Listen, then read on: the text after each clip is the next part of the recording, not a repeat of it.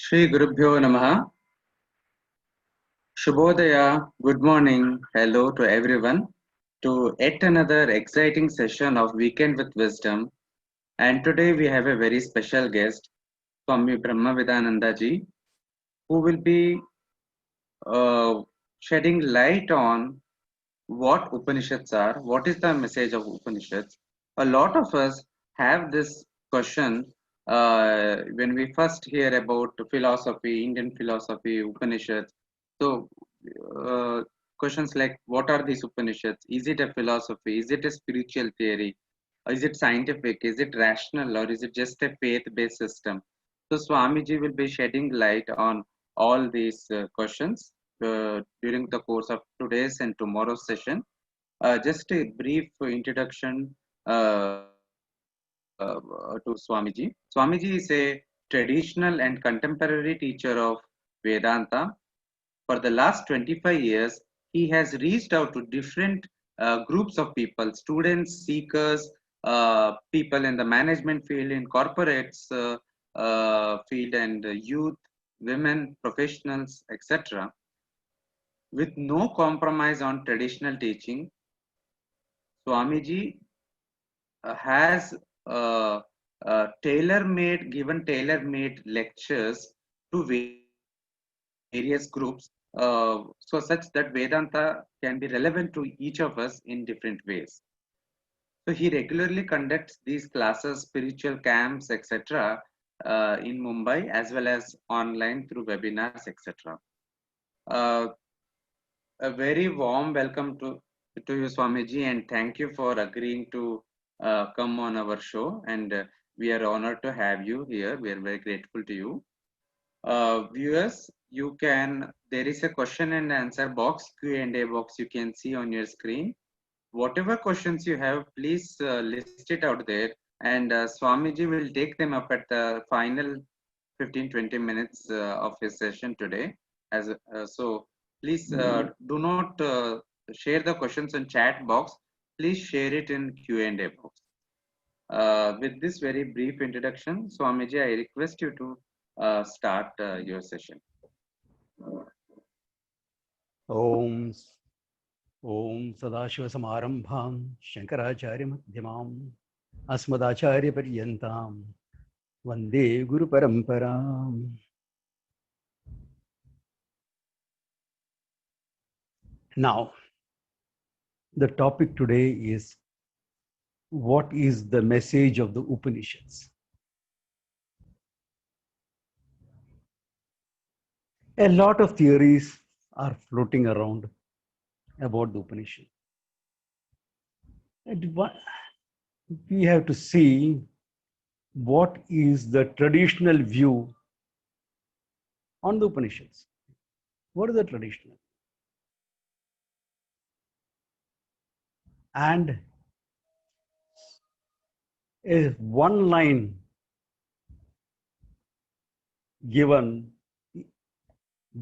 definition given by Swami Sadananda, the author of Vedanta Sara, puts it very, very beautifully. Vedanto Nama Upanishad Pramanam. Called Vedanta, a positional name, which I will explain a bit later. The Upanishads are a means of knowledge, pramanam. Pramanam very often in English is translated as authority, etc. I am sorry, that is not the real meaning of it. Pramakaranam pramanam. That which makes you gain knowledge is a pramanam. So he says the Upanishads are a pramanam. Upanishads are a pramanam. Now when you say pramanam,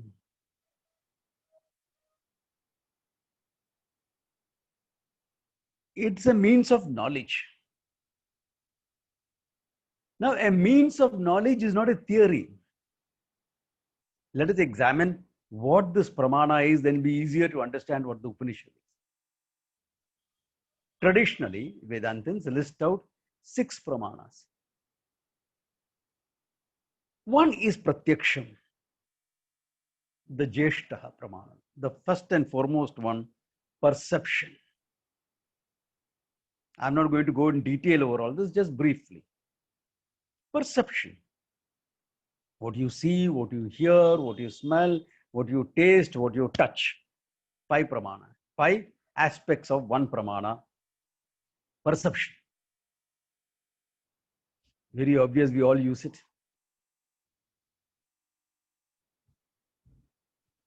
There are some things where perception is not enough. Like I have a data, but to gain knowledge, I need to make an inferential conclusion. Like I hear a sound, infer there is a car going there. I only heard the sound. The car is an object of inference, traditionally called anumanam. Then the third, another one is arthapatti. Arthapatti is something what you would call as deductive logic. Here is a guy, okay, doesn't eat throughout the day. No, whole day is not eating. He should be losing weight. He should be losing weight. But he's not losing weight either. He's not losing weight either. But if he is not losing weight and he does not eat whole day and he doesn't have any hormonal conditions, then very obvious, you make a deduction that the guy is nocturnal. He's eating in the night. Like the old song goes, रात को खाओ पियो, दिन को आराम करो. दिन में आराम करो, रात में खाओ. He belongs to that category of people. Okay. Nocturnals. Well, traditionally they'll be called Nishacharaha. They're part of the Rakshasa group. Okay. Anyway, jokes apart. Arthapatti, this is called. Arthatapatti. Because this is not possible, that is the conclusion. Third is upamanam, comparison, comparative logic. This guy comes and tells me he's going to USA and is planning to visit some national park, etc. So, oh, there's an interesting animal you must see there. It's a bison. It's found only in USA. What is a bison here? I said, well, it's something like our water buffalo. Now he goes there. He sees that 4-legged creature. Ah, okay. This is what Swamiji was talking about. This is a bison. Now it doesn't look like a water buffalo, but there are certain similarities because of which he makes a conclusion that this is the water buffalo. So your comparative knowledge gives you that extra knowledge. Then there is a peculiar pramana.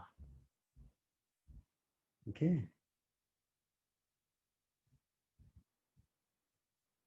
It's a very peculiar pramana. I'm looking into my pocket. My pen is not there. You usually carry a pen. Today my pen is not there. How did you know? You can't say you saw the absence of a pen. Why? To see something should be present. Light should be reflected from that object to your eyes. Only then you'll be able to see it. But then how do you know that there is no pen there? Because with pen buddhi, with the thought of pen in your mind, you looked into your pocket. It is not there. Therefore, pen is not. Okay. This is called anupalabdhi, cognition of things which are not present. Therefore, now you have perception, you have inference, you have arthapatti or deductive logic is translated usually as presumption, not assumption, presumption. You have upamana, comparison, and you have Anupalabdhi. These 5 pramanas are within a human being's control. You can, all our development of knowledge, scientific, non-scientific, psychological, economic, management, all the knowledge that we have gained in this world are based on these 5 pramanas.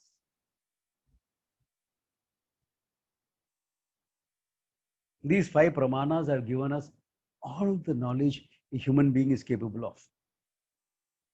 It's huge.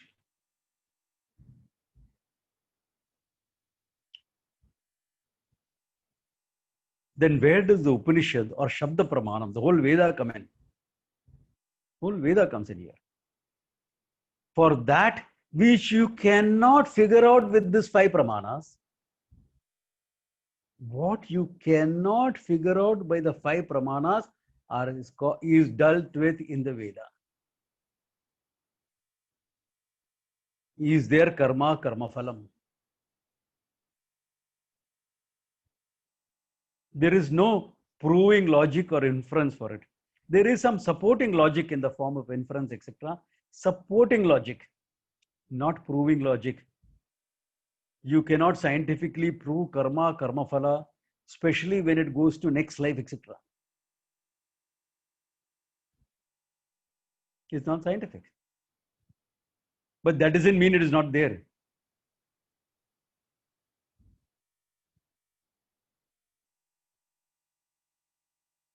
It's important to understand this. It's very, very important to understand this. That just because something is not scientific, and Shabda Pramana is not scientific.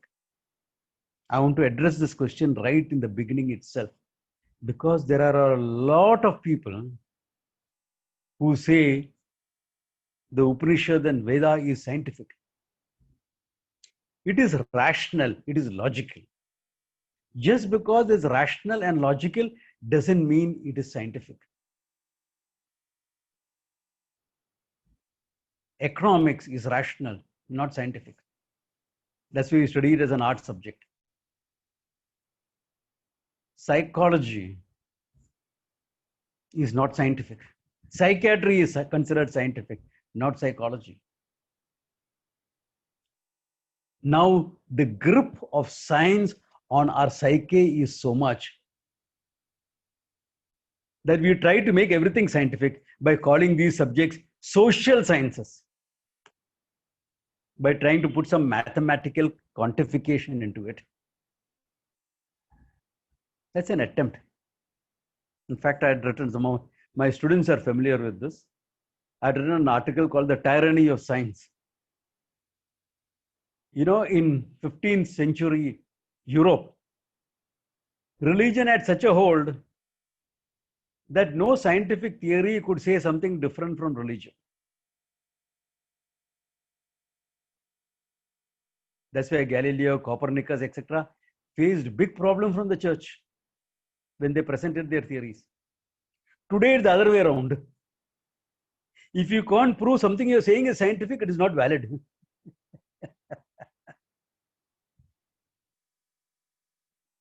Both are two extremes, both are wrong. Why? Because the subject matter is different. The subject matter for the both are different. Science functions in the field of 5 pramanas, which are with the human being. Perception, inference, presumption, comparison, cognition of things that don't exist. These 5 things are the realm of science. Science uses these 5. Whereas what cannot be covered by these 5 is the Shabda Pramana, the Veda.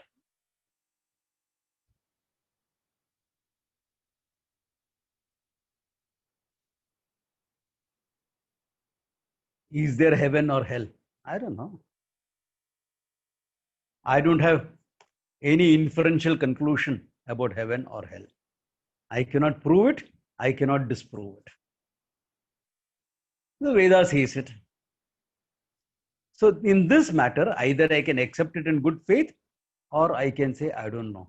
I don't want to believe in it. These are certain non-verifiable beliefs. We can verify it only if both of us die and go to heaven at the same time.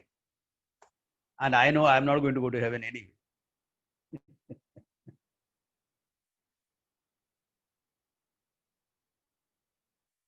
So, certain things are non-verifiable. Certain things are verifiable.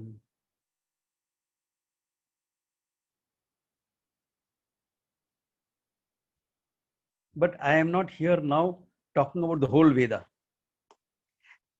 The first portion of the Veda deals with your Purushartha known as Dharma, Artha, Kama.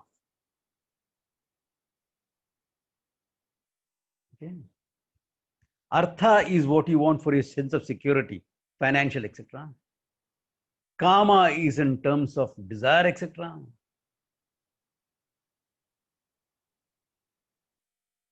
Pleasure, etc. Like a house is Artha. Now, when you want to make your house into a home, there is Kama coming into it. And Dharma, the basis for all human activities here and hereafter. The Veda deals with all that. The first portion of the Veda. Then you come to the second portion of the Veda, Veda Anta, that you call the end portion of the Veda, positionally the end of the Vedas, called Upanishads. The Upanishad deals with self-knowledge.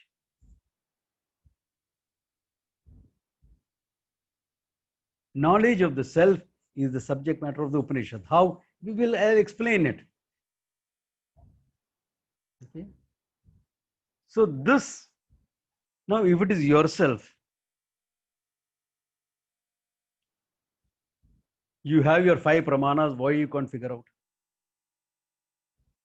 Because we are not talking about you, the body, which of course, using your 5 pramanas, medicine figures out a lot of things. They still have to figure out a lot of things, but they figure out a lot. Ayurveda does it. Everything does it. There are different paradigms at looking at the body. Fine. Your prana, your energy systems, your physiological systems, again can be figured out.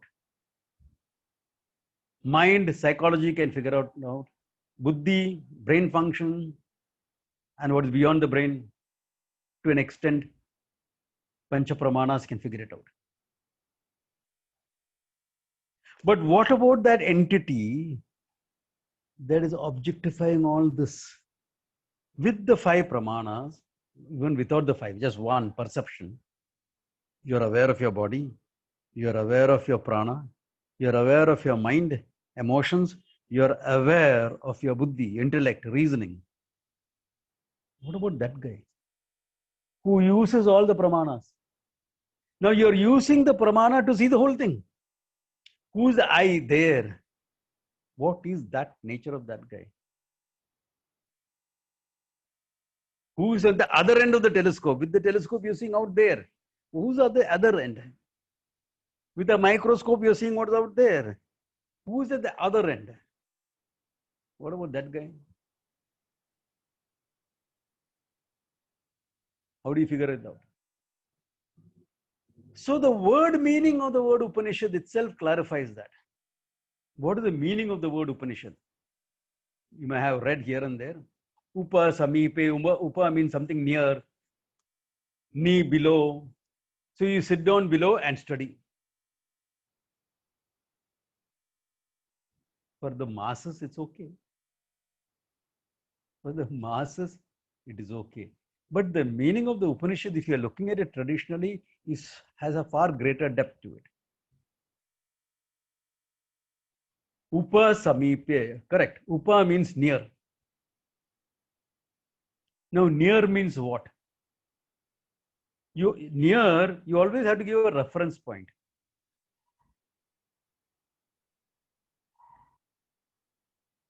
This Android device through which I'm having this seminar This is near. The door to my flat is far. The door to my room is far. This is near. Reference point is me now.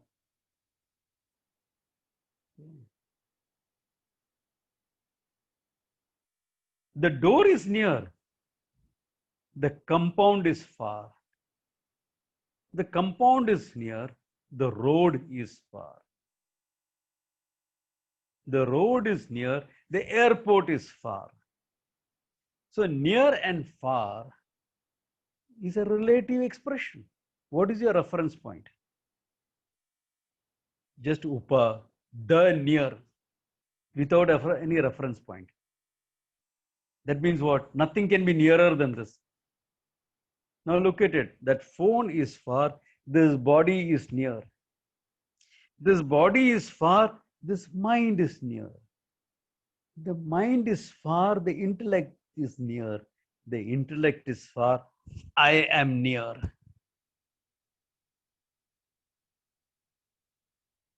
What is nearer than that? That's it. The near. There's nothing nearer. There's nothing nearer. That is the thing. The near. It is the near. Nothing can be nearer than that. Upa, meaning the self. The Atman. The one that looks at everything. The one that is aware of everything. I, Upa.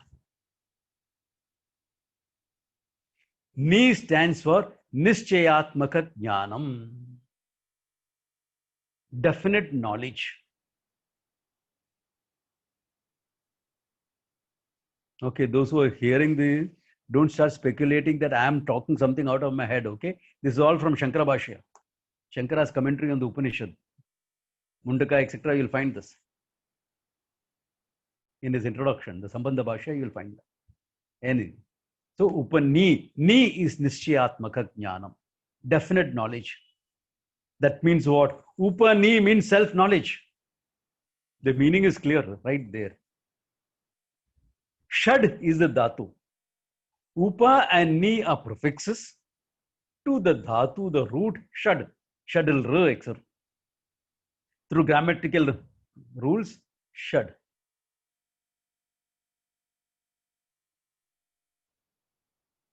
What does shad mean? Nasharati, Visharati, Gamyati. These three meanings are there. Okay. These three meanings are there for the word shad. Okay. Nashayati, self-knowledge, what it can destroy. Ajnanam nashayati, my self-ignorance it can destroy. Visharati, it wears out all my karma, anartha, vratan, samsara, everything is worn out. Gamayati, Brahma Gamayati. It takes me, takes in the name, in the sense of getting it, discovering it. It makes me discover that I am Brahman. So the word Upanishad is really speaking self-explanatory. Self-knowledge that destroys all my self-ignorance and reveals to me that I am the limitless consciousness. This is the meaning of the word Upanishad. And remember, it's a pramana. If it is a pramana, it has to give you direct knowledge. There is no theory or practice. I know it may be very different from what many people may have heard. This is a pen. What tells you that? Your eyes are a pramana to know this is a pen. Is this a theory or a practice? Do you practice looking at this as a pen? Or is it direct knowledge? Obviously, it is direct knowledge. A water bottle, perception, direct knowledge.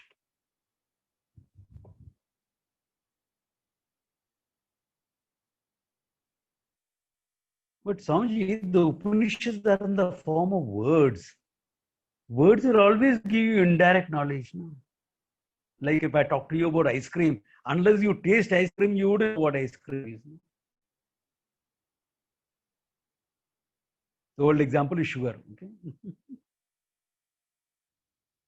All the descriptions of sugar will not make you understand sugar. You have to taste it.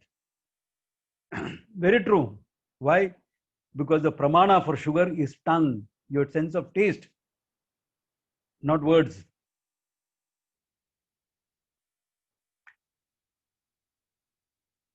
Now, okay, all right. Let me give you another example. Supposing I am going to talk to you about Gomukh, the source of the Ganga. Because they heard the word Gomukh, they expect some cow's mouth there. There is no cow's mouth, okay? Gomukh is a description of a cave where the opening is small and inside it is bigger. Simha Mukha is opening is huge. Inside also is the same. Okay, that's the difference. Gomukha, the cave. Supposing I were to describe it, oh, beautiful cave, and the whole Ganga gushing out of it, blue, green in color, and there are all these ice pieces keep falling. You take a mug of water, there will be ice pieces in it. It is bone chilling to have a dip in it. I'll describe all this. The whole glacier is there, an ice mountain. Now, these are indirect knowledge. Words are given you indirect knowledge. Why have words given you indirect knowledge? Because Gomukh is far from you, away. Since Gomukh is away from you, any description of Gomukh will be only indirect knowledge. So what about Atma Jnanam that the Upanishad gives? But Swamiji, Atma is also far, no? Beyond the mind, beyond the sense organs, beyond the intellect. Yeah, looks like you are going to be beyond Ananda. This is because people are focusing on the transcendental aspect of the Atma without paying attention to the immanent aspect. What does the Upanishad say? Upa, the nearest, that cannot be anything more near than that. We are talking about the I, the Atman. There cannot be anything nearer. And the Atma is known to you as I. It is self-evident. Let me ask you a question. How do you know you exist? How do you know? Swamiji, let me look inside and tell you whether I am there or not. Do you have to do that? Do you have to make an inferential conclusion? Swamiji, I am married and girls nowadays are very smart. They don't marry non-existent characters. Yeah, sometimes your girl may be hoping you're non-existent.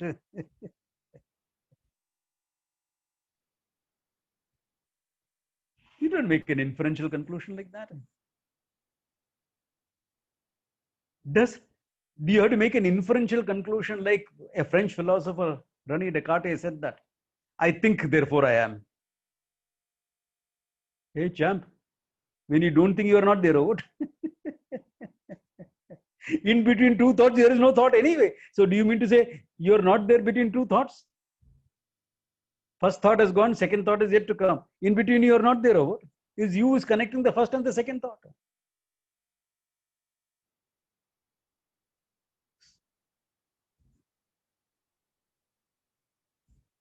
Therefore, there is no need for perception or inference.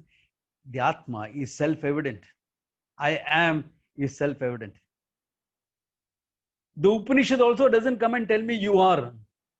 It tells me what I am. The Upanishad is not a pramana to to establish the existence of the Atma. The existence of the Atma is self-evident. I am. The Upanishad is meant to come and tell me what I am, because about that there is an ignorance. I don't know what I am. Main kaun hu? You'll have to sing like Bulla. Bulla na jane main kaun hu. Namasya. You'll go on. I'm not Moses, I'm not this, I'm not that. Okay, we know you're not all that. But what are you? Tell me. Bulla na jane. I know I am, but I don't know what I am. So what's the problem? Get on with life, no? That is the problem. That is the problem. What? Because I don't know what I am. I have a lot of conclusions about myself. And none of those conclusions are a happy conclusion. I'll come back to this. Therefore, now when you say Upani, whether it's giving you, Upanishad is giving you direct or indirect knowledge. There cannot be anything more direct than I. Now, when the words talk about Gomukh, it gives you indirect knowledge because Gomukh is far away. Now, I'm telling you, this is a watch. Words. This is my wristwatch. Is it giving you direct knowledge or indirect knowledge? Words. It gives you direct knowledge. Why? Because the object is right in front of you. So the directness or indirectness of knowledge will depend upon whether the object of knowledge is near or far. If it is far like Gomukh, indirect knowledge. If it is near like the watch, direct knowledge.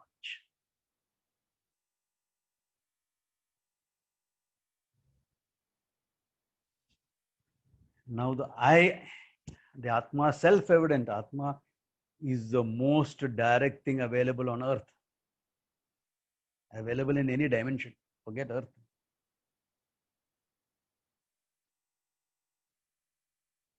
So the knowledge also has to be equally direct.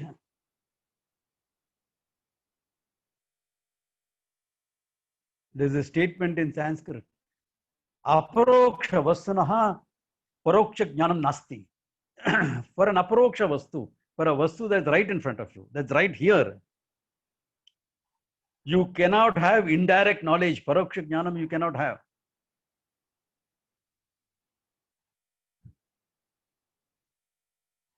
So the Upanishad, words of the Upanishad has to give you direct knowledge, or you don't understand, no knowledge,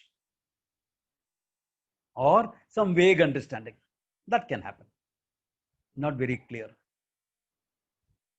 For that, the solution is simple. The Upanishad itself says that Pauna Punyena Shravanam Kuryat. Again and again listen until it is clear. Very clear. No problems. Now, if this is the Upanishad, can it really become scientific? I attended a seminar once where the person who was going to give the valedictory address, somebody probably had told him that I have said that the Upanishad is not scientific. And he spent his whole lecture on proving it is scientific. So after the whole thing was over, the organizer came and asked me, Swamiji, what do you have to say to that? I said, see, he was a final speaker, so I had to keep quiet. 3 minutes is enough to dismiss all his argument. 1 hour argument is. Why do you say that? Simple. He made 3 conclusions. This is generally true for science. First, it should be an observable phenomena. The Atma is not available for your observation. It is not available for pratyaksha, nor is there any data to make inferential, etc. conclusions. Number 2, from the observation, you have to bring out general rules. That is possible only if there are more than one. Atma is one for everyone. Therefore, you cannot bring about any general rules You can talk about karma, etc. But that's not the main subject matter of the Upanishad. We saw what the subject matter of the Upanishad is from the meaning of the word Upanishad, self-knowledge. Therefore, no generalization possible. 1 minute. 1 minute. It is not scientific. 1 minute is all it takes.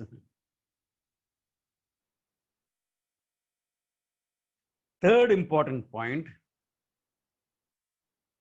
which the guy didn't mention, but any scientific theory has to have the possibility of failure. That means what? In any scientific theory that you are propounding, there should be a possibility of failure in different circumstances. That's why Newtonian physics, the laws of action, etc., which are within one framework, is dismissible at the quantum level. It doesn't follow. Or at the Einsteinian level. When you're talking of the speed of light, etc., all these laws are not applicable. That means what? Every scientific theory has a possibility of fallibility. And if the Upanishad is fallible, what do you mean? Upanishad is fallible? That means the rishis who taught about the whole thing are fallible. That means what? Later writers can create better Vedanta. Then Swami Vivekananda create better Vedanta. And today somebody can come up and create better Vedanta than what Swami Vivekananda created, or what Shankara created, or idiotic. Idiotic.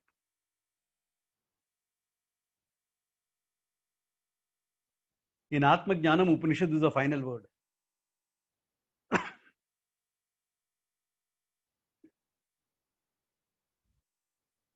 Non-scientific. Then why are people so bothered about making it scientific? Because your Shraddha is in science, not in your Pramana of the Upanishad. You don't know enough about the Upanishad to trust the Upanishad. You think you know science, you don't. Those people who talk about the Upanishad are scientific do not really know what science is about. If they knew the principle of fallibility, they will not talk about science and the Upanishad being scientific. I know, because I have some science background in my Purva Ashrama. Enough. Enough to know the philosophy of science. Now, there are some great writers in science who have talked about areas which are overlapping, like your vision of the world, the Mithyatvam of the world.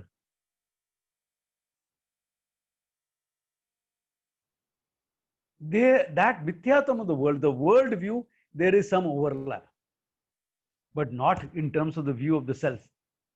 Though science is trying to address the problem of consciousness, the question of consciousness, when science presents a theory, they present it as a problem or a question. So in the question of consciousness, science is making an attempt. But they are talking about the consciousness that is manifest in the mind, not on mind, manifest in the brain, buddhi, in your physical organ, buddhi, not the intellect, buddhi, the mind, the physical organ. They are not talking about the I that is objectifying the whole thing, that's aware of the whole thing. This pure awareness is not what they are talking about. I have met and discussed with a lot of scientists. Okay. And they're talking only at this level. Because that's all that is observable. Remember, science has to observe. What can you observe? Your brain function. Therefore, the consciousness which is manifest in the mind, at that mind, which is the software for this brain, they can talk about. They cannot talk about anything else. Why? It is the I, the consciousness, the self-evident I is not available for my 5 pramanas. Therefore, it is not scientific. Is it rational? Am I talking about something irrational, or am I giving you logic? Most people, when they say Vedanta is scientific, what they mean is Vedanta is rational. Of course, it's rational. We are not irrational people. Our rishis were not irrational people. Shankara was not irrational. Swami Vivekananda was not irrational. My guru was not irrational. Neither am I irrational. Neither are my students irrational. Some of my students are teachers now. They are not irrational either. Nor are the students attending irrational. Okay. Their logic may require some refinement, but they are not irrational people. Therefore, Vedanta is definitely rational. A lot of logic in it. If you think you know logic, come study books like Chitsukhi, Khandana Khandana Khadya, etc. Then you will know what logic is. Yeah. Therefore, it is not. But it's not scientific. Why? It's not observable. I am not observable. I am the observer, the one who's seeing everything.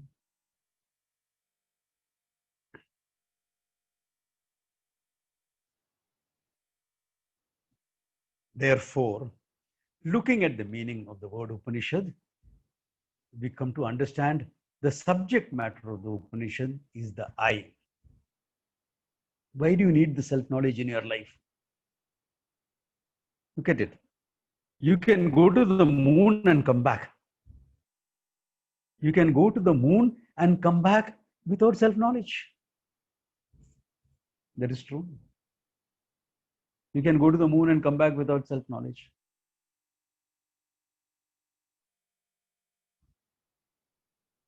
Then why do you need self-knowledge at all? You can run a huge business without self-knowledge. Quite right. Not right. This self I'm talking about. You need some. Okay. Now in a corporate training, we will do some self-awareness programs. What are your strengths and weaknesses, SWOT analysis, etc. Or Johari window, etc. Those who have gone through these corporate trainings. All that is a function of your mind. Okay. We are talking about your abilities, your strengths, your weaknesses in terms of your mind, your reasoning, and your body. That's all we are talking about. Not this self-knowledge, which is the whole thing behind the whole thing. So why do you need it? You can build a successful business without it. You can get married and have children without it. Why do you need self-knowledge? Remember, I said, now let me establish why. Then what I say after that will make sense. Okay. Why do I need self-knowledge? Because as a human being, I'm self-awareful. I know that I exist. But I don't know what I am, who I am. I don't know. Not knowing that, at the same time being aware of the fact I exist, I cannot but help conclude something about myself. Why? Because without that, excuse me, without their conclusion, I cannot function in the world. Therefore, I have to conclude. Therefore, what will be the basis of my conclusion?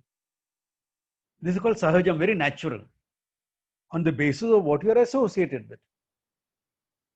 To clarify, let me give you an example. Here is an actor. The latest, who is the latest? I don't know. I don't see that many movies anyway. Occasionally channel surfing, I may come across some.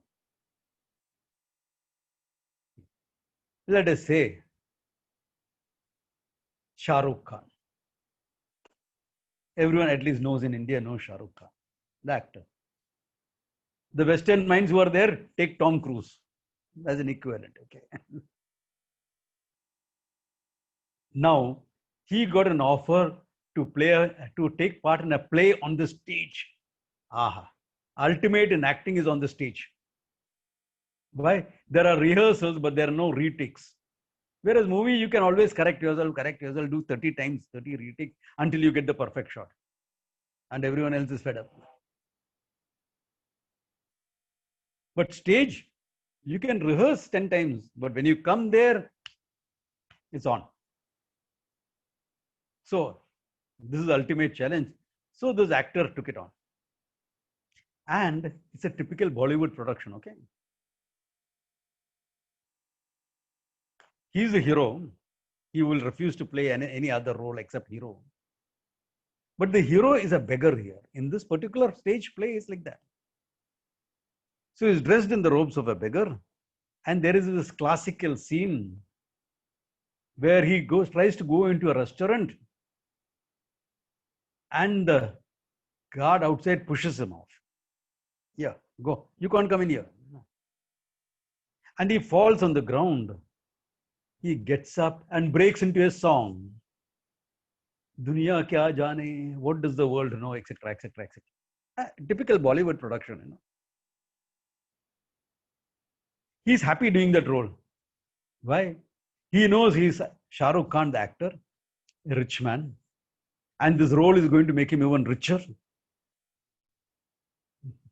going to make him famous. All that. Therefore, he has no qualms about playing the role of a beggar. After all, the beggar is a hero. So what's the problem? So here he comes. And today, the security guard outside who was supposed to push him, and the guy who's acting like the security guard, pushed him a little harder than necessary, harder than what he normally does. So this actor, Shah Rukh Khan, goes flat on the ground, bangs his head on the floor below. For a second, he's just lying there. Aha, the audience goes, what acting, it's so real. And he gets up. There is temporary amnesia because he banged his head. He looks around, and there are fundamental questions in my mind. Where am I? Who am I? Then he looks at himself. I am dressed as a beggar, therefore I must be a beggar. He doesn't know now that is Shah Rukh Khan, the rich actor, who has a huge bungalow in Bandra. He doesn't know that. Amnesia. I am, he knows. Looks at myself. I am dressed as a beggar. I must be a beggar. He is not happy with that conclusion, but he knows nothing else. Therefore, today will a song come out? Today you'll start begging, panhandling. No song.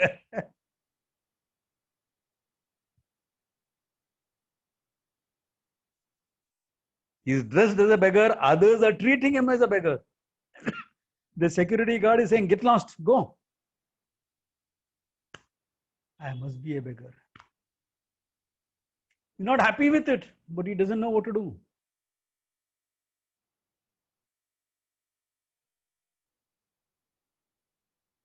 Nothing that he does is going to negate the conclusion he's a beggar.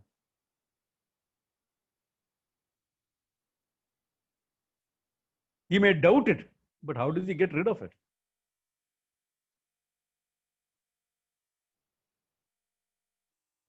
The same, the human lot is similar.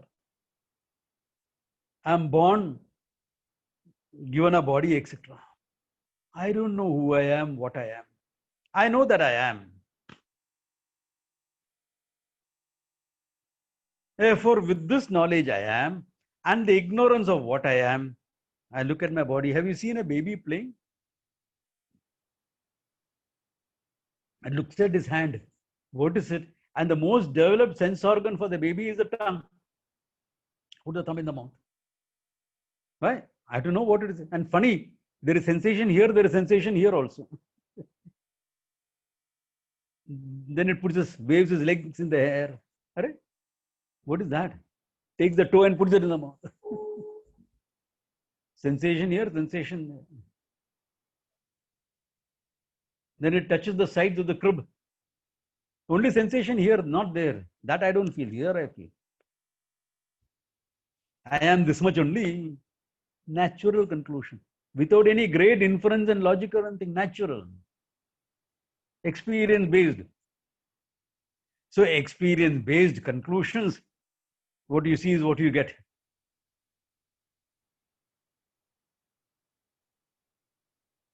And everyone around you is functioning the same way with this self-ignorance and with similar conclusions. I'm the body, mind, etc. So look at the condition we are in. This is my conclusion. This is the conclusion of the people around me, and we treat each other in the same manner. Therefore, this becomes the norm. And believe me, nobody is happy with that conclusion. Nobody is happy. If it is a live audience and I were to ask, how many of you want to lose weight? Almost every hand will go up. Even the skinny people will put up their hands.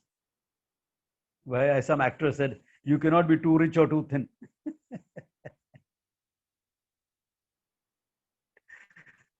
Nobody is happy with the body. You want to be 2 inches taller? Ah, of course. Or shorter? Nobody is happy. You want to lose some weight, you want to gain some weight, you don't like the length of your nose, the color of your eyes, the shape of your eyebrows. Whatever. It goes on. Nobody is happy. We'll talk about self-acceptance, etc. This is very relative.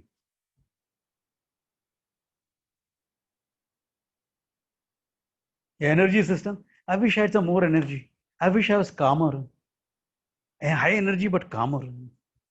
Nobody is happy. I wish I had better immunity, especially in today's world.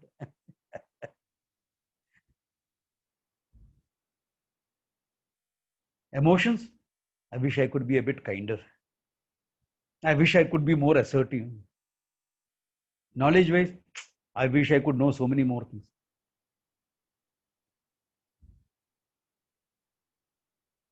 Therefore, at every level of this conclusion, nobody is really happy. And all of us are seeking that happiness. It is fine if nobody is happy and everyone has come to, okay. Somebody wrote a song. Na chahata hu chir sukh. I don't desire for always for being happy. I don't desire to be unhappy all the time. Na chahata hu chir dukh. Arohom avarohom se hi jivan geet madhur banta. Only by ups and downs is a life sweet. So what do you really want? You want to be happy, and in your thinking, the conclusion is that only if there are ups and downs you can be happy.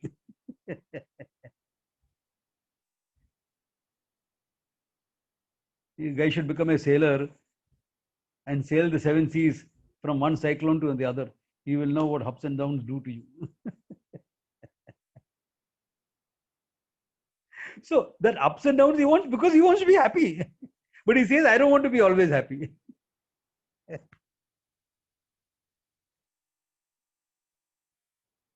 There are as many notions of happiness as there are people, because nobody really knows what happiness is about.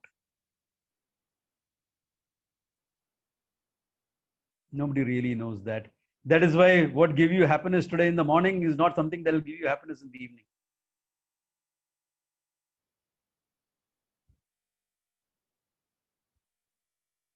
The Indic Academy, the Advaita section, has kept this at 8 o'clock in the morning and people are happy. Why? 8 o'clock in the morning I can come.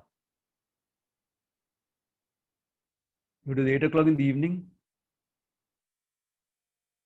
and you have a dinner planned, a very cozy dinner, just 2 of you. Whoever. Okay, just 2. I want to go for the dinner, I want to come for the talk also. Talk will be recorded, I'll catch it up on that website, let me go for the dinner. But you're not fully happy.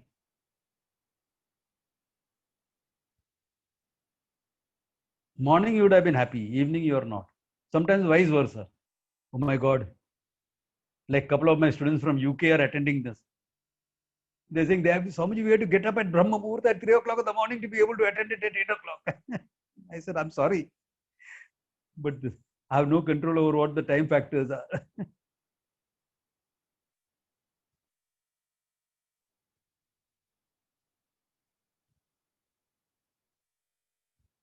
So, what gives you happiness? Not necessarily the same. Like this guy, he went to his young man went to his girlfriend's house. And girlfriend, what do you like to eat? Oh, I love bhajiyas. Okay, she made bhajiyas. So every week he's visiting her, and every week he's having bhajiyas for one full year. And after 1 year, the guy said, you know, when you're in love, you find it very difficult to assert yourself. You know? But after 1 year, he said, no, no, today I will not eat bhajiyas. So what's wrong? I'm not enjoying it. Are every week for the 52 weeks for the whole year you have enjoyed it. Why today? What happened to you?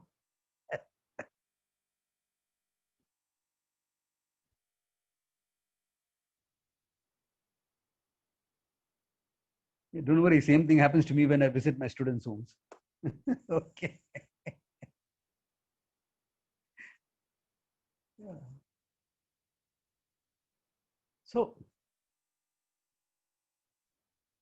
whatever gives you happiness is not the same. As a child, what gave you happiness is not what gives you happiness as an adult.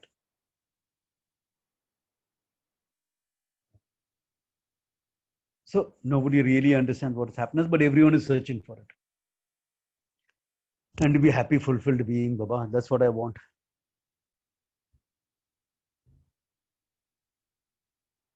Why do you want money? To get things done. Why do you want it? So that I'll be happy. Well, money can buy you a lot of things. Can it buy you happiness? There are things money can buy. There are things money can't buy. It can buy a house. It cannot make it a home. That requires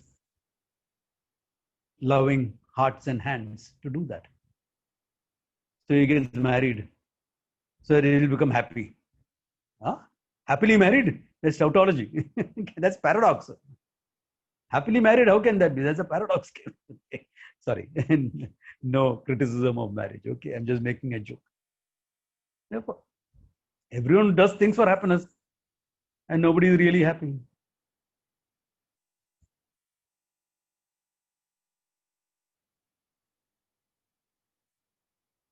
Therefore, in the Upanishadic vision, you are presenting the self as nothing but Ananda.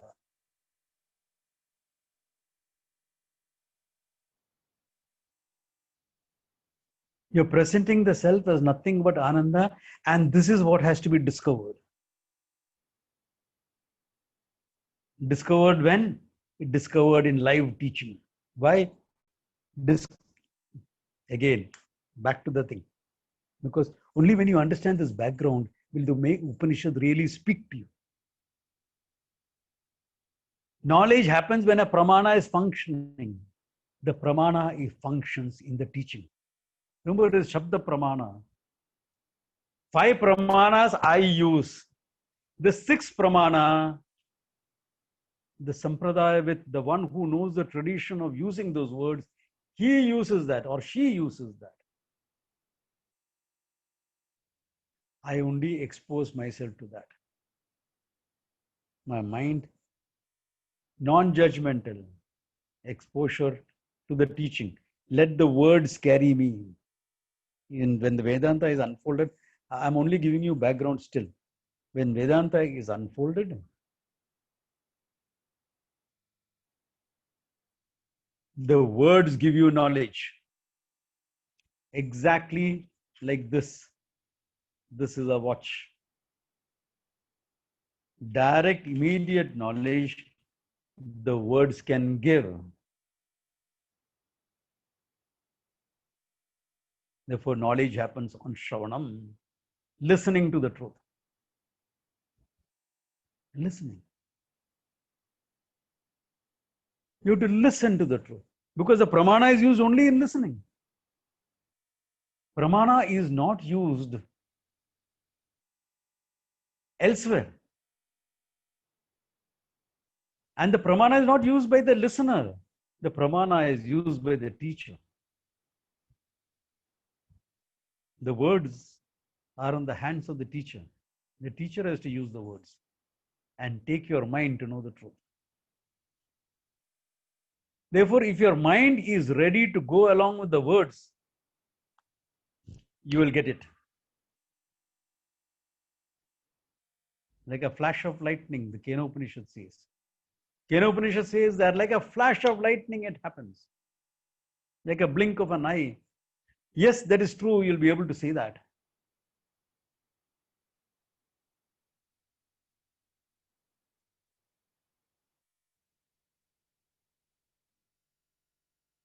And Swamiji, what about the rishis sitting and doing tapas for years and years and years? Those tapas was meant for different things. They are not meant only for self-knowledge. If you look at the story of each rishi and what they did tapas were completely different. Therefore, the tapas is not for the self-knowledge.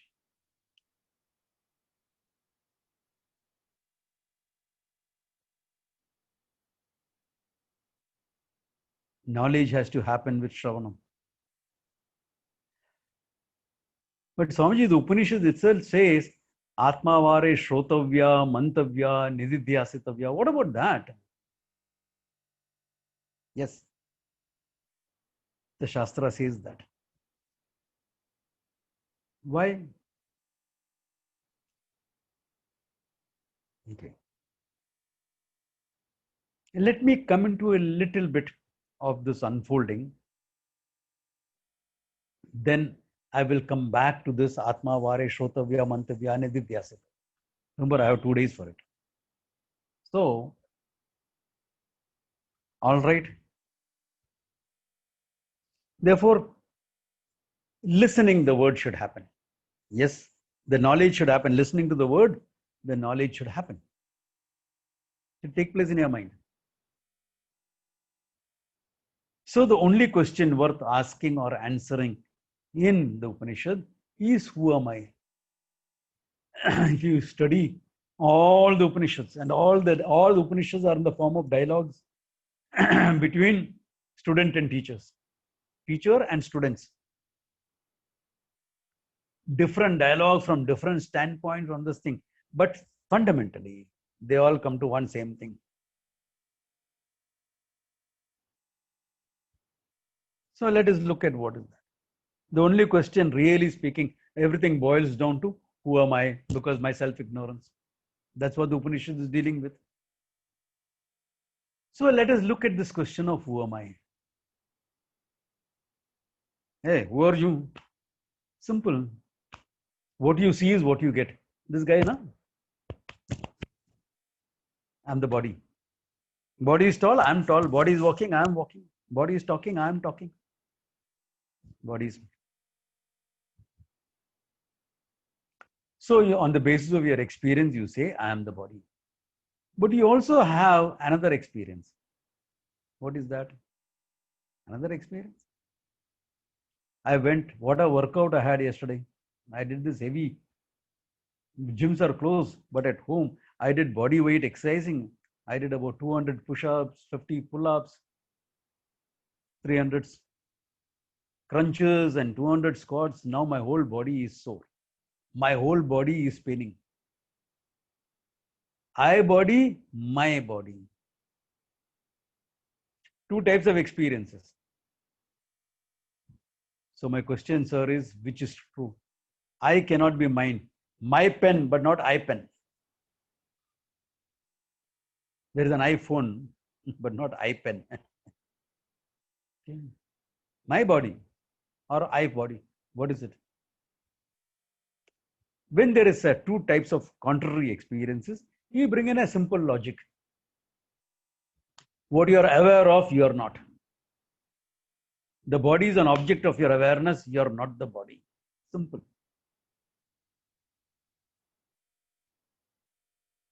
All right. Then what do you, I'm low energy, high energy. Therefore, I must be my energy system, because the energy keeps the body alive. Anyway, prana keeps the body alive. Are you aware of it? Yes. I'm aware of it, not you. Emotions. I'm sad, I'm happy, etc. But if it was you, you'd be always having the same emotion. No, Swamiji, I'm this whole bundle of emotions. Yeah? Whose emotions? Mine. I emotions or my emotions? Same experience. I'm angry, my mind is agitated. Both the experiences are there. So what is it? Are you aware of your emotions? Yeah, I'm aware of them. I'm a self-awareful person. I'm aware of my emotions. Good. Then you're not your emotions. What is left? Your knowledge. You are there to gather the knowledge. It is your knowledge. Yeah, that is true. I'm aware of my knowledge. Because if I was not aware of my knowledge, how can I use my knowledge? If I know and I don't know that I know, you're asleep. Okay. So you're aware of your knowledge. Good. If you're aware of your knowledge, you're not the knowledge. Then what are you? If I'm not my knowledge, I must be ignorance, pure and simple. Are you aware of your ignorance? Am I aware of my ignorance? Do you have understanding of Russian language? No. You're ignorant of Russian language? Yes. Are you aware you're ignorant of Russian language? Yes. That means you're aware of your ignorance? Yes. Good. Thank God. If you are not aware of your ignorance, you can't study anything new. All this I am aware of. Therefore, what am I? The simple awarer. The one who's aware of the whole thing. But awarer you are with respect to an object of awareness. Whether it is a pen, your body, your emotions, or your thoughts. With respect to them, you are an awarer. With respect to yourself, you must be the abstract form of it, simple awareness or consciousness. You are the simple awareness, consciousness. You started with I am the body.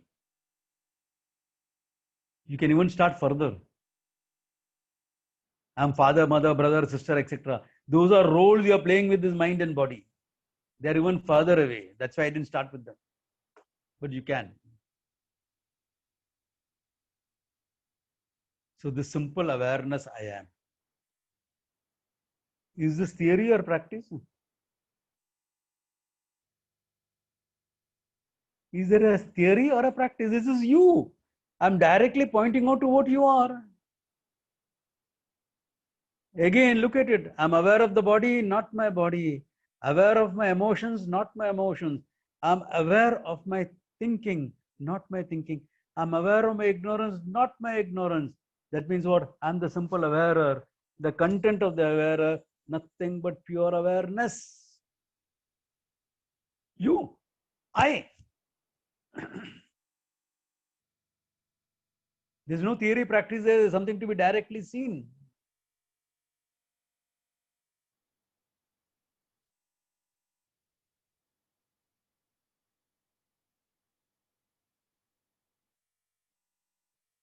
Think Vedanta is over? No, Vedanta starts from here onwards. This is the starting point for Vedanta. Up to here, a thinking man can come to it on his own. A thinking person can come to it, this much. This is still at the realm of my thinking. From here, Vedanta comes in. You have to see what exactly is the nature of this awareness, etc. We have to see how limited or limitless, etc. it is. All that is the question of Vedanta. And we have to see, I am awareness, you are awareness, every listener is awareness, every being is awareness. How many awarenesses are there? Even in the English language, consciousness and awareness does not have plural. is singular, is one. But what is it? The limitless nature of the consciousness, etc. I still have to unfold. I'll do that. I have one more talk anyway. Right now, I cut across huge topics, handled some huge questions in the background of what Vedanta is about. If there are any questions, shoot. Good time to ask questions.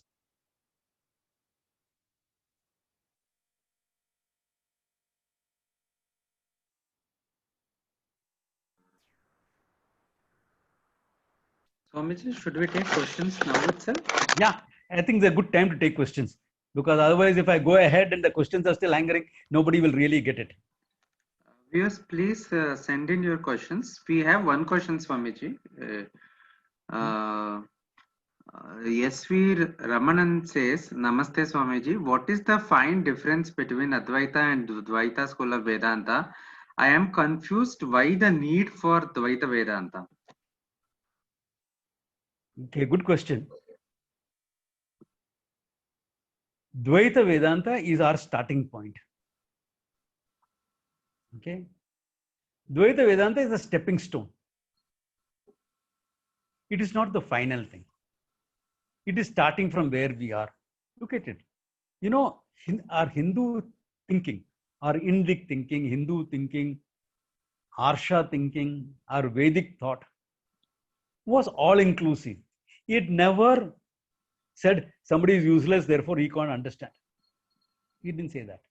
We start with what they are.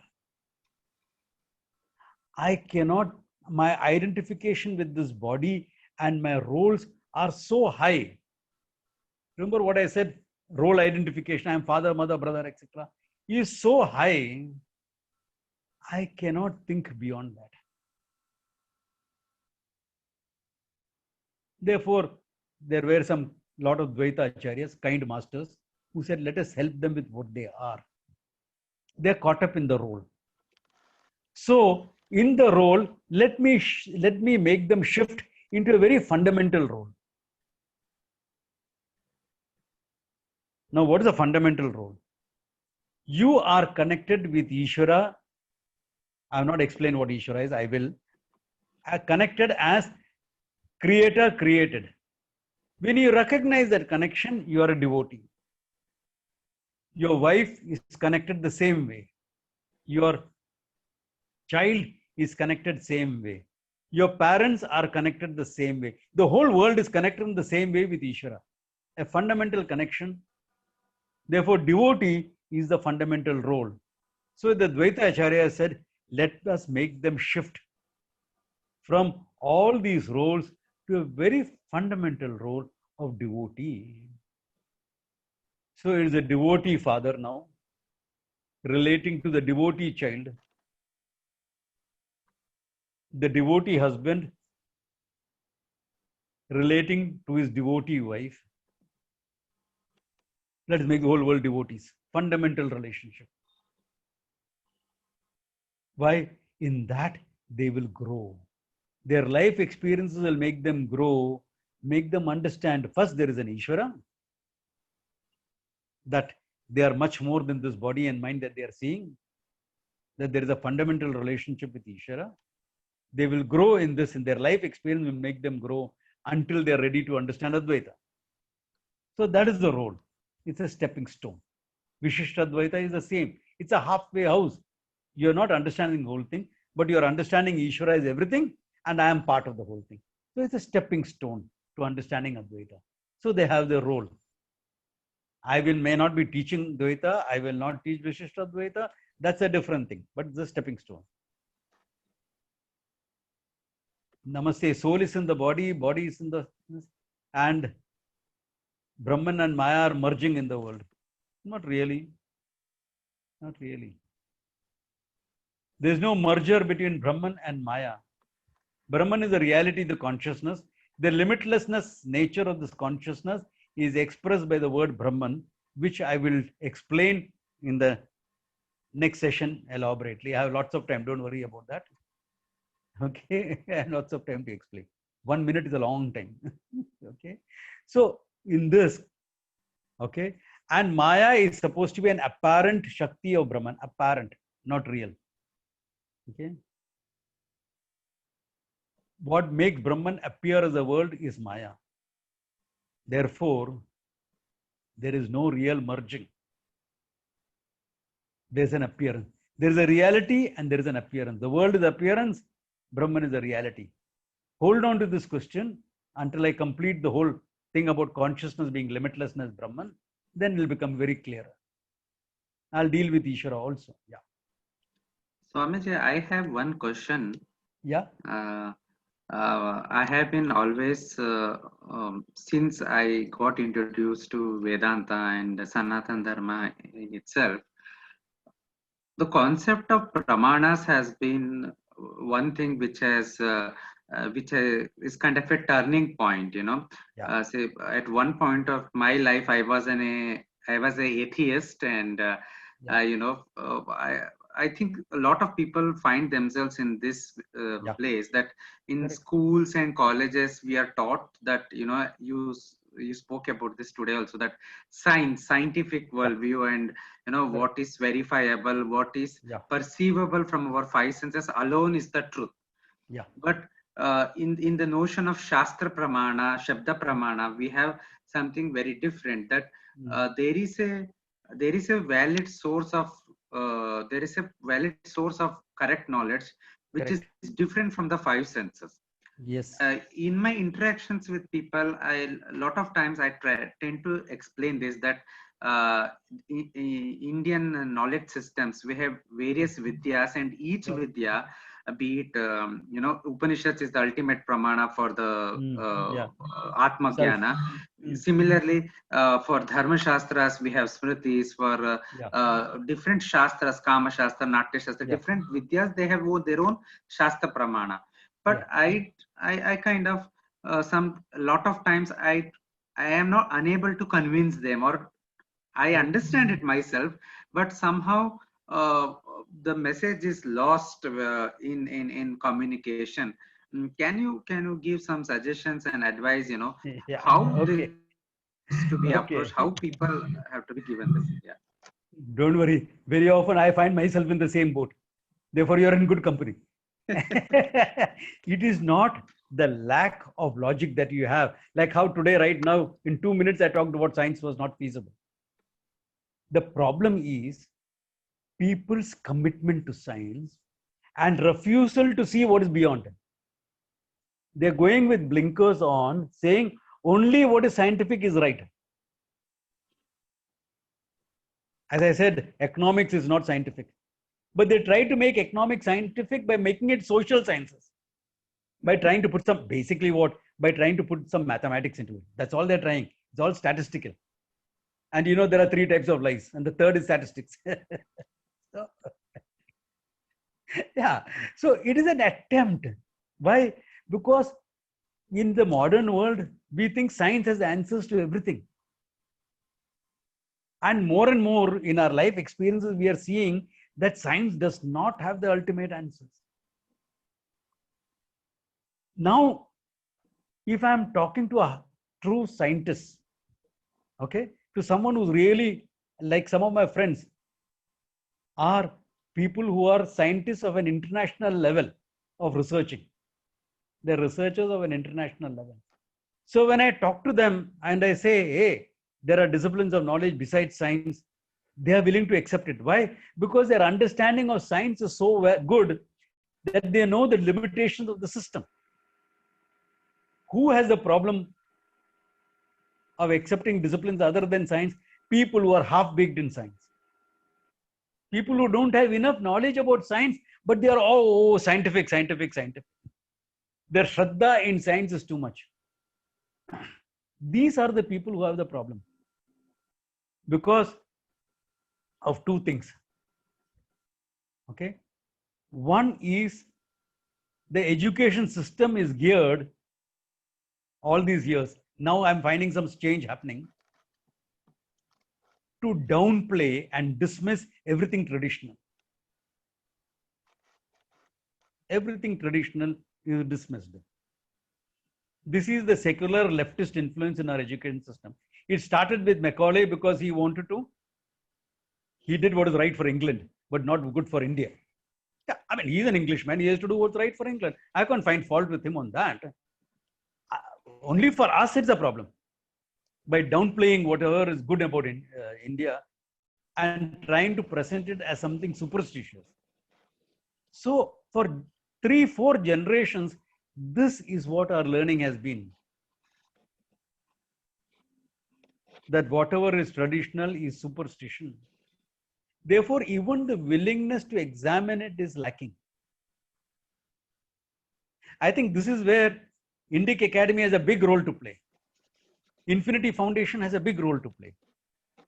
I mean, I'm in touch with Rajiv Malhotra also, and his group as well. Therefore, as a big group, all of us have a big role to play in presenting that Indic knowledge is very rational. Certain things may not be scientific. Certain things may be scientific. Astronomy is scientific. Astrology is non-scientific. But the astronomy part of astrology is scientific. Oh, 2 different astrologers will have 2 different interpretations.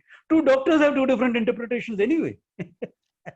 That's why you go for a second opinion or a third opinion until you find an opinion that you can live with or die with.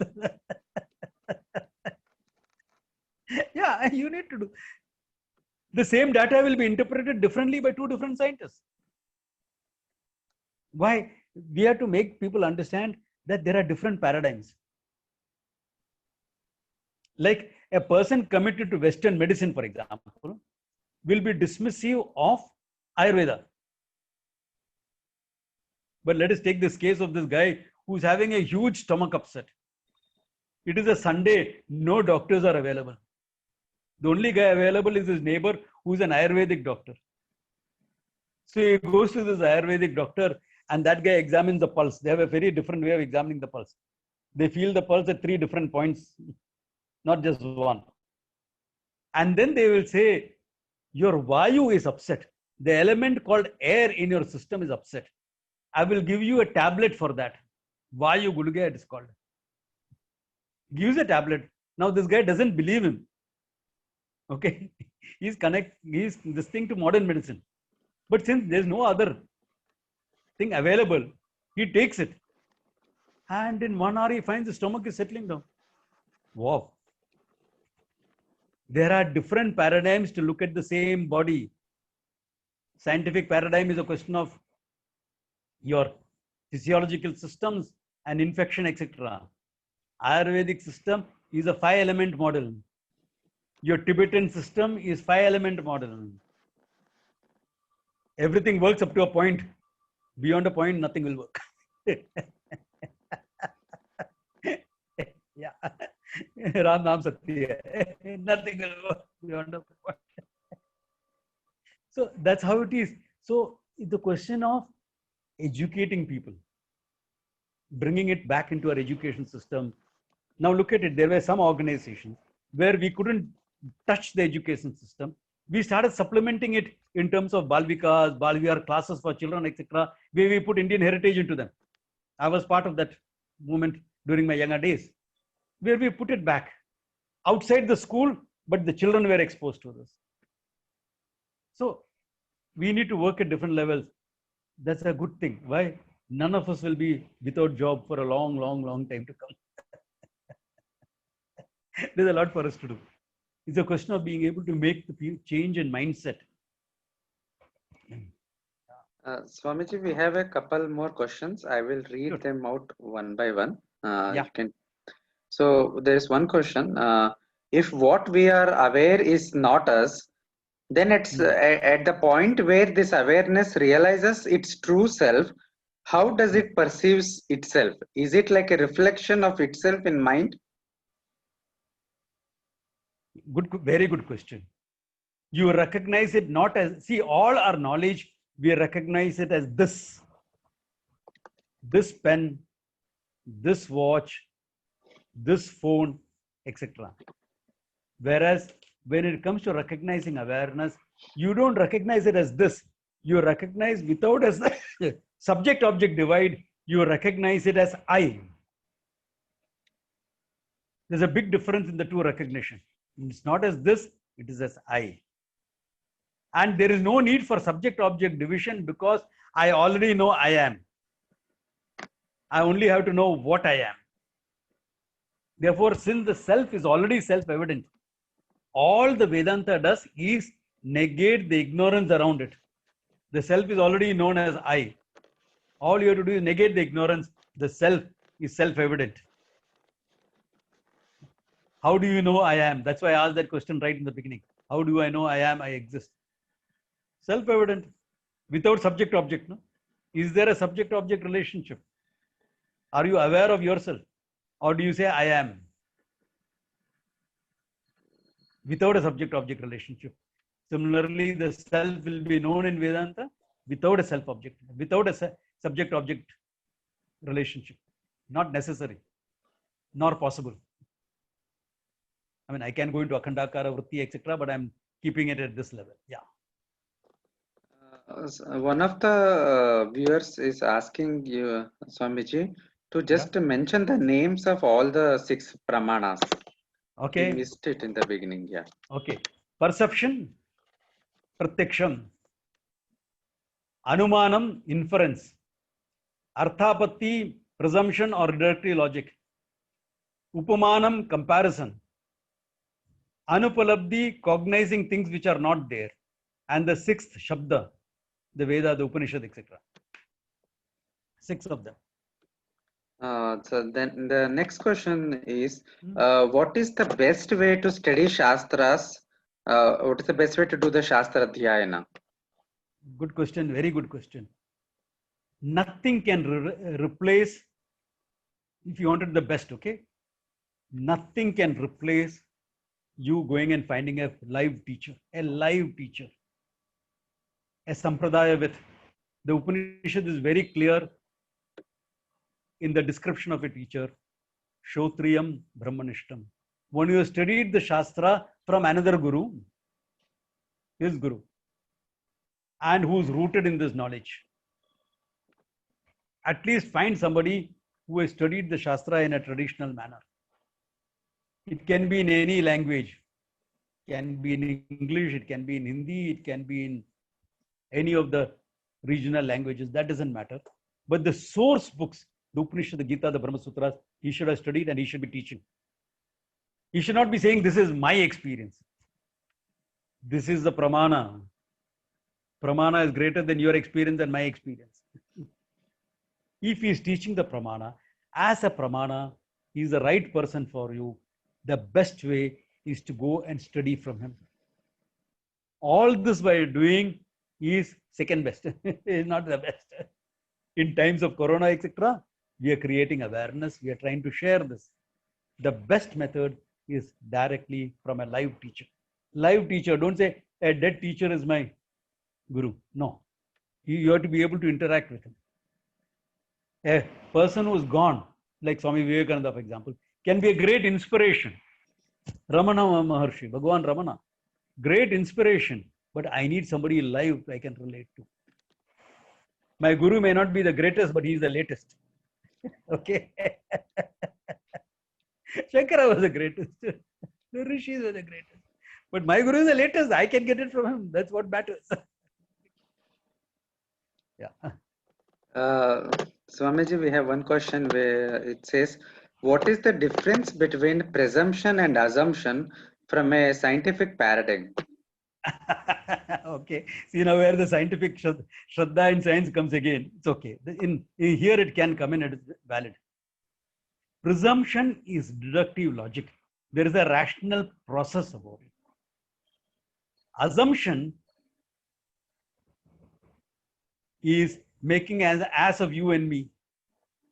An assumption can be made without any logical process. I look at somebody. Okay, somebody looks at me. I'm in the saffron robes and I'm walking on the streets of Bombay. You can say fanatic, Hindutva, useless character. There's an assumption about me. Presumption would be the guy is going around. He seems to be comfortable. What is he? I've seen him on YouTube. he looks like a Vedanta teacher. He must be a teacher of Vedanta. There is certain presumption. Presumption has some process. Like I said, that guy who doesn't lose weight in spite of not eating during the day. There is a logical process in it. On the basis of one logical system. That is what data he doesn't eat during the day. What is a general principle? You need to eat to keep your weight on. Minimum food. If you are a grown-up adult, you need about minimum 1500 calories to maintain your weight. Generalized statement. Okay. If he is not eating at all, he will lose weight. He is not losing weight. Therefore, I presume he must be eating elsewhere at the night, etc. When I don't see him. There is a logical process. Assumption doesn't have to have any logical process. You can look at somebody and assume something. I see some cloud, assume it will rain. The breeze may take away the clouds, but it's an assumption. Assumption is not logical. Presumption is logical. In a nutshell. Swamiji, next question is, we have so many texts in Sanatana Dharma. We have Veda, Upanishads, Puranas, etc. So, for a person who wants to start his journey, who start understanding Sanatana Dharma, how should we start, or where should he start? I mean, there are too many things to study, and where to make a start. See, the Sanatana Dharma, as I said, is inclusive. So nobody was left out. So start from where you are comfortable. Okay. Ideal thing is find a teacher who is talking to you. Are you interested in stories? Then please go through the Puranas. They'll be inspirational. Now, I can't relate to those old stories. All right. I'm a more logical person. Start with the Gita. Good thing to start with. No, I want to understand. I'm a lawyer. I want to understand more about the system of justice, etc. Start with the Niti Shastras. They're huge. Yes, that's huge. Remember, we are a very sophisticated society. Intellectually sophisticated society we were. Therefore, naturally, they'll be huge. Nobody is expected to master everything. Nobody is expected to master everything. But a general knowledge about everything is good. General knowledge about everything is good. So you first get some general knowledge about various things and then decide what you want out of life. If you are looking for your fulfillment, etc., come straight to Vedanta. If you're looking at it professionally to enhance your professional skills, etc., then look like that for Niti Shastra, Artha Shastra, or some bhakti you want, etc., the Puranas. So, what is it that you want to start with? You cannot master the whole thing anyway, don't worry. Like I have touched upon the Puranas in my life. I read the Ramayana and the Mahabharata. Yes, took me years to read the original. But I can't say I'm a master in all those disciplines. I looked into the Dharma Shastra. Can't say I'm a master in all of them. My subject matter, Vedanta, yes. Can't master it. Yeah. Swamiji, next we have two related questions. One is, please shed some light on Purusha and Prakriti. And another question is, what is the difference between Ishvara and Paramatma? We keep referring to them all the time. Yeah. Okay. If possible, I will cover the question of Ishvara also next time. Right now, take Ishvara and Paramatma as one and the same, as for the time being of our level of understanding. Ishvara and Paramatma is one of the same. Purusha and Prakriti are really speaking terms in Sankhya, from Sankhya Shastra, but it is used in Vedanta also. When it is used in Vedanta, it is the same like Brahman and Maya. Purusha stands in the place of Brahman, Prakriti stands in the place of Maya. In Sankhya also it is used in a similar fashion, but there are technical nuances which are different. In a nutshell, that's what it is.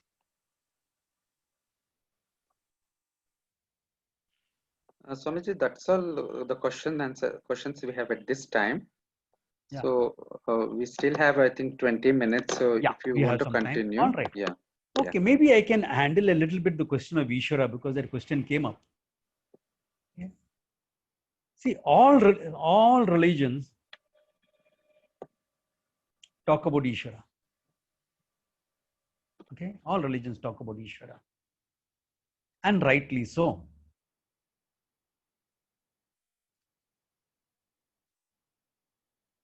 And because they know one thing, not one of us can account for this whole creation. The problem is that most religions have a primitive outlook. Therefore, they talk about a creator without talking about the matter for creation, and therefore they are stuck in terms of where is God, what is He, etc. And they'll ask you to take it in good faith. It's a belief system. In Vedanta, we don't present Ishvara as something to be believed in, we present Ishvara as something to be understood. Ishvara is a matter for understanding, not a matter for belief. Then you'll say, if there is an intelligence behind the whole creation, there has to be a matter for creation as well. You cannot create anything without matter. What is the matter for creation? Since we are talking about Ishvara and the creation, and there is no, even time and space has not yet been created, so you cannot even ask where the matter was. Because the matter was lying down somewhere and Ishvara used it. You can't say Ishvara created it out of nothing, because nothing will come from nothing. It's not logical. It's not rational. Therefore, there has to be a material, and it cannot be different from Ishvara. Therefore, we will say Ishvara is both the intelligence and the material for the whole creation. That means what? Ishvara himself has manifested as the whole creation. Therefore, there is no real creation, there is only a manifestation. Like the cloth has become the kurta, the gold has become ornaments, the clay has become pots. Like this, the whole creation is only a manifestation. So we will present Ishvara as both the intelligence, what we call as Nimitta Karanam, the creator, if at all I may use the word, and Upadana Karanam, the material. And we will say material and Nimittam are one and the same. It's nice to say that, but can it be logically demonstrated? It's important. You can say anything, but a logical statement has to be demonstrated.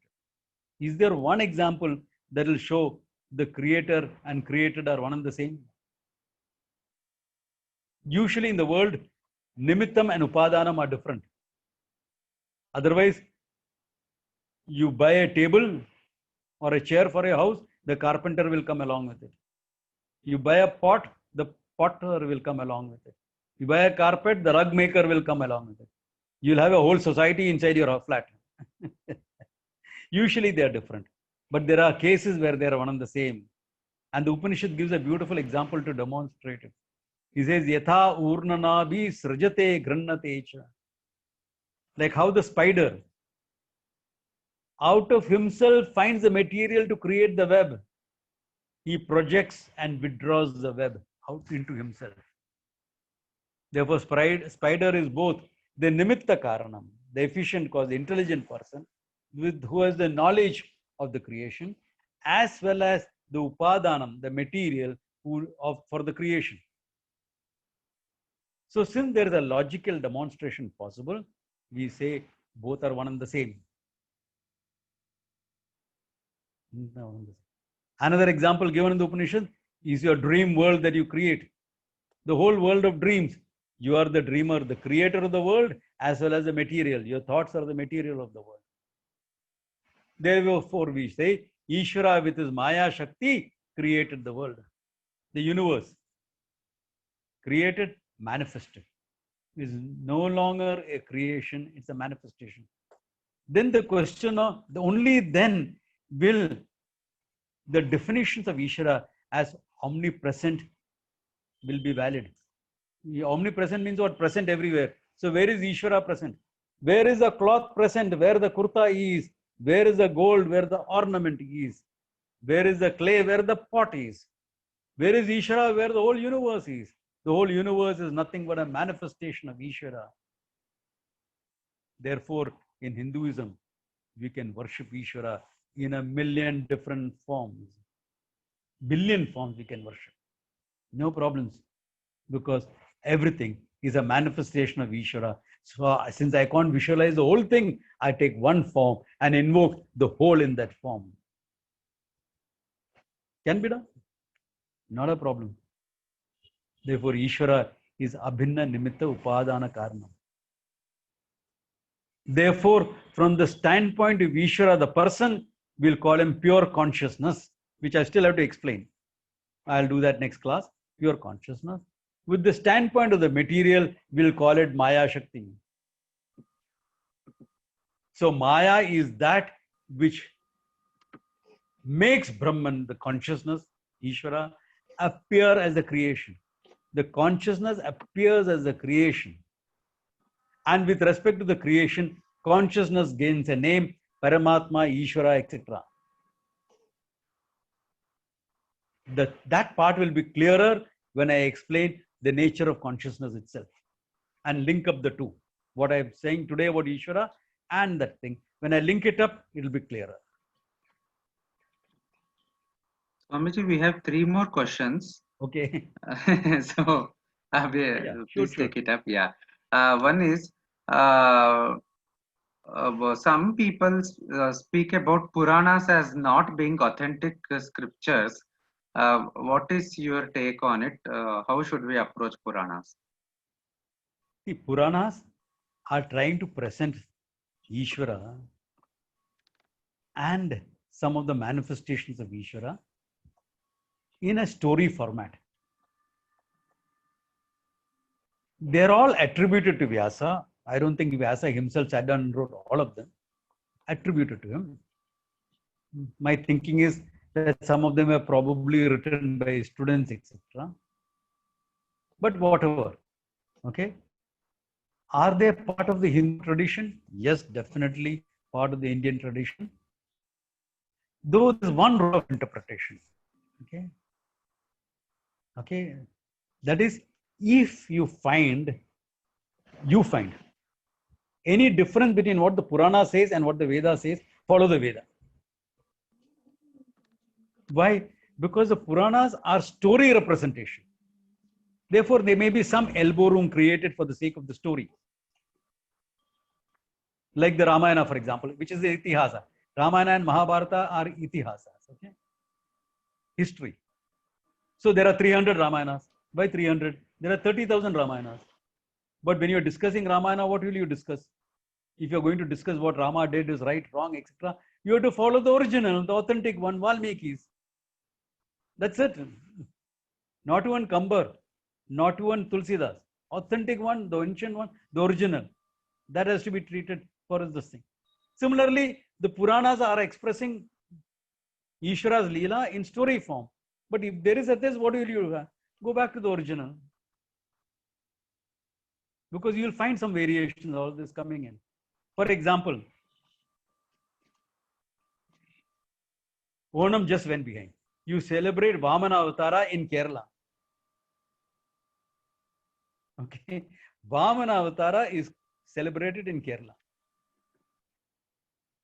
Malayalis have accepted Vamana and Mahabali as their own. But Kerala, the coastal strip, was created by Parashurama. Parashurama came after Vamana Avatara. Therefore, how can Malayalis claim it as their own? You have a problem now. The Vamana temple is a Trikakara. That is supposed to be where Vamana manifested himself. No. The Keralites have adopted Vamana as their own and Mahabali as their own. Kerala itself didn't exist. Actually, this whole Avatara, the whole Mahabali, the story happens on the banks of the Narmada. That branch of the Narmada, that tributary of the Narmada that flows southwards towards Andhra, that side. It happens somewhere there. It happens somewhere there. But it's exactly like how Rama was born in Ayodhya, but the whole world celebrates it. Krishna was born in Mathura, Vrindavan, but the whole world celebrates it. Why? Jesus Christ was born in Jerusalem, but we celebrate him as Christmas in India as well. So what's the problem? No problems. Okay. So like this, you have to be able to explain away contradictions that will happen. Not contradictions, is the way we celebrate or follow some things. There will be there. Yeah. Though many Malayalis may be upset with me because I'm saying it is Mallus I've adopted. But it is true. Yeah, it is true. Swamiji, the next question is the rational process of deducing that I am not the body, emotions, etc. is an intellectual process of the mind. Correct. So, is self-realization when awareness perceives its true nature, or is it when the mind realizes it is not the awareness? Mind cannot realize it is not awareness because the mind is awareful at all the time. Therefore, in the mind, that knowledge and that limitless awareness should happen. It happens in the mind, but it is not about the mind. Because ignorance is in the mind, the knowledge has to happen in the mind to negate it. Remember, ignorance is in the mind. Ignorance is manifest in the mind. Therefore, the knowledge also has to manifest in the mind. Only then the ignorance will go. Therefore, the mind is necessary. But it is not about the mind. It's about I awareness, which objectifies the mind. I will show you the whole process next time. Don't worry. It'll work. Swamiji, next we have a question not strictly related to the topic, but it is the questionnaire says it is often believed that the Vedas described Ishvara as Nirakara, as a Pranava Swarupa, but in practice we do Murti Puja. He has mentioned idol worship, but I don't prefer the term, so I am saying Murti Puja. Yeah. So he is asking, can you please explain this? Is idol worship wrong? No. Ishvara, with respect to himself, is pure consciousness, free from all names and forms. With respect to the creation, he is all names and forms. With respect to himself, pure consciousness, free from all names and forms. With respect to the creation, he is manifest as all names and forms. Therefore, if you can understand Ishvara as the manifestation of consciousness, then Ishvara is alive for you. This is Ishvara. This is also Ishvara. This is Ishvara. Nature is Ishvara. The sky and the moon, the stars, everything is Ishvara. Everything you interact, deal with. Your lover is Ishvara. Your enemy is Ishvara. If this is how you are looking at the whole world, you don't need any Murti Puja. If you can't look at that way, get some bhakti into you. Invoke the whole in one form. It is like, in Maharashtra, we have this Nariyal Purnima, just went, where the fisher folk will go and offer coconuts to the sea as form of worship. Varna Deva, please Shanto Bhava, so that we can go on our trade. We can go out to sea again. So to offer the coconut to the ocean, do they have to go 10 miles into the ocean and offer the coconut there? Or you can offer it to the first wave that you see that comes to tickle your toes. Why? Because the whole of ocean is present in that little wave. So you offer it to the wave. The same thing is behind the Murti Puja. You are right. Nitin, you are right. You don't call it idol worship. You call it Murti Puja. So in that Murti of the wave, you invoke the whole ocean. Or if both of us are attending a lecture together, you want to draw my attention. You tap my little finger. to draw attention. Because does it mean I'll give you only little attention because you tap my little finger? If you pull my hand, I'll give you more attention. Then to get my total attention, you'll have to give me a body massage. That is not true. You can invoke the whole of me in my little finger. So similarly, the whole of Ishvara can be invoked in one form. That is the basis for Murti Puja. Therefore, there is nothing wrong. Swamiji, we have one question. If awareness is all pervading, then does it mean even a dead body has awareness? Yes, it is not manifest, but it is there. It is not manifest.